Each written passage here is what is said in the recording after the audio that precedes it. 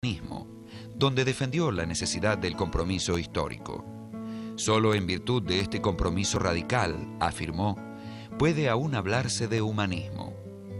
Es esa exigencia de compromiso lo que abre su tercera etapa al acercarlo al marxismo, aunque no al estalinismo. El humanismo, en concreto, es la idea de un hombre solo cuya única vinculación es con sí mismo y cuya única responsabilidad es consigo mismo. A partir del año 1950, Sartre da un giro decisivo a su obra filosófica y a su pensamiento.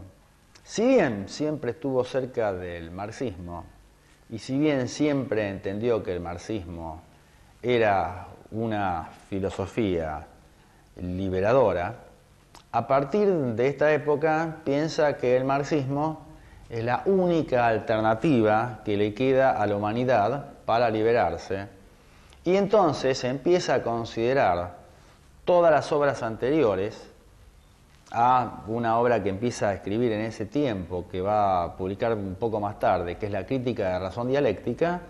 Empieza a concebir esas obras anteriores, como recién les dije, como una suerte de pensamiento que él vincula con un propio pasado burgués y que él mismo denosta y que él mismo intenta decir que pertenece al pasado. Y el marxismo es la filosofía que interpretó de la mejor manera, más científica, más racional y más revolucionaria, entendió los procesos históricos. ¿Cómo hago yo para integrarme o integrar el pensamiento marxista, pero al mismo tiempo sin perder esta filosofía del individuo, de la libertad? Porque no quiero un marxismo de aparato, no quiero un marxismo burocrático, donde se baja y se levanta el dedo. No, ese no es quiero un socialismo en libertad.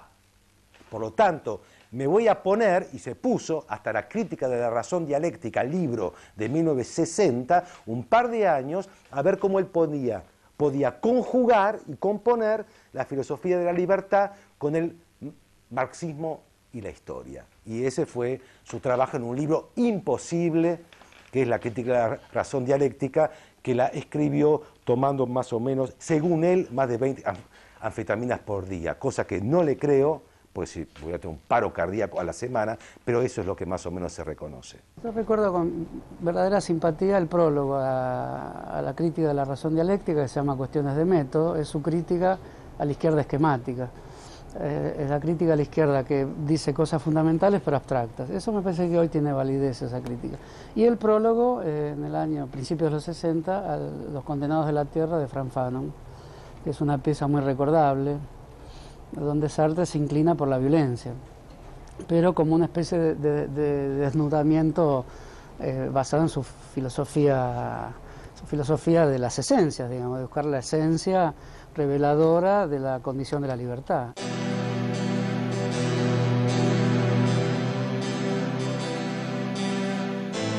En 1964, la Academia Sueca le otorgó el Premio Nobel de Literatura, pero él lo rechazó por considerarlo un premio burgués. En cambio, sí aceptó integrar el famoso Tribunal Russell para condenar los crímenes de guerra norteamericanos en Corea y Vietnam. Las dos imágenes finales de Sartre son el rechazo al premio Nobel y su vinculación con un grupo político con el cual hay célebres imágenes. Hoy aparecía vendiendo la Cause Proletaire, un periódico maoísta, en la calle repartiendo a transeúntes que no sabes que hoy están convertidos en transeúntes célebres. Rechazan un diario de Sartre. Hay gente que pasa rápido por París mientras Sartre va ofreciendo el periódico maoísta, bajo el impulso de uno de sus discípulos de la época. No ha habido en la historia del pensamiento, en la historia de la filosofía sin duda, y yo diría que hasta en la historia de la literatura, un tipo tan mundialmente famoso como Sartre. no había rincón del mundo que no se lo conociera. Él adoptaba posiciones muy tajantes, muy terminantes y casi secas, ¿no? Pero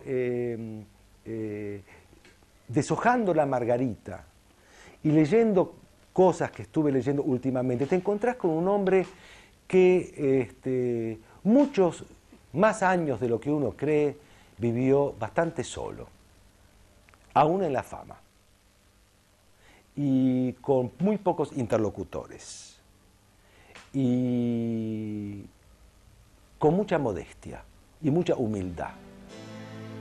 En 1973, Sartre quedó ciego y se vio imposibilitado de leer o escribir.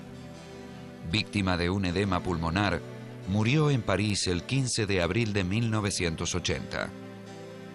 Cuando Sartre muere en París, se produce un fenómeno extraordinario, que es la cantidad de gente que fluye hacia el cementerio para despedir los restos mortales de él. Hasta tal extremo, es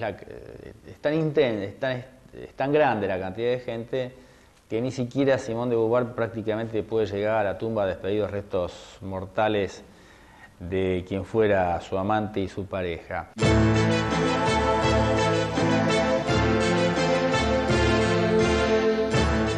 La figura de Jean-Paul Sartre, tanto como el existencialismo ateo que defendió en sus novelas, cuentos, obras teatrales y ensayos filosóficos, marcó a fuego la cultura occidental de la segunda mitad del siglo XX. Preocupado por la existencia del hombre concreto, Sartre expuso que el hombre es su libertad y alzó un llamado radical a la responsabilidad individual y al compromiso histórico.